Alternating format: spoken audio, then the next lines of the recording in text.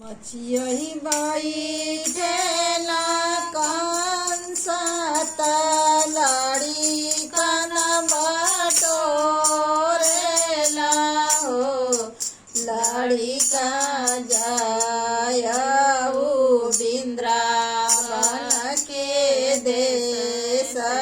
के वटले लाड़ी का जायाऊ बिंद्रावन के देश के वटले नाग सुतेला धरती भीतर नागिन बेनिया डलावेली हो अरे हो पीछे ठाड़ा बैलन बालक नागिन और पूछे अरे हो पीछे खड़ा भैला बालक नागिन और पूछे के करहुआ तू जनमल के कर दुलरुआ हुआ हो यारे हो के कर भेजल तो ही आईला के वाट बने आवे अरे हो के कर भेजल तो ही आईला के वटले आवे देवकी कहाई हम जनमलया सोदा का दुलरुआ अरे हो कंस का पठवलयली के वट ले जाई अरे हो कंस का पठवलयली के वट ले जाई लौट जाऊ ये बच्चा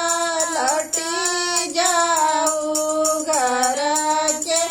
लौटी जाऊ हो हे बच्चा नाग जे उठिया फूफुकार तो भछिलिया हे बच्चा नाग जे उठिया फूफुकार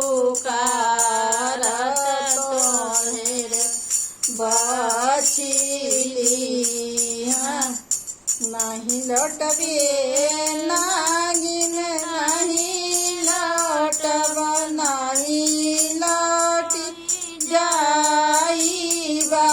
हो हे नागिन नाग जे उठिया फूफुकार मेरे भछिलिया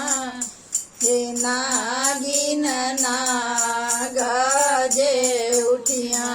फूफुकार मेरे बछलिया हे नागिन बना पैसे कुसवा हो कटई नाग के हो ना थाई बतना नागिन बना पैसे कुसवा हो कटई नाग के हो ना थाई हे नागिन नागा पी हो बाया सवारा वात घर के हो लवटी जाय हे नागिन नाग पीठी हो बाया सवारा वात घर के हो लवटी जाय इतनी बचन नागिन सुनाली सुनाई नहीं पावेली हो हे नागिन लट दोनी रो वे दोनों खेसियाय हे नागिन लट दोनी रोवा दोनों खेसिया ए बाबुल नाग पीठी हो बाया सवारा वात हम राके कोई होई हे बाबुल नाग पीठी हो बाया सवारा वात हम राके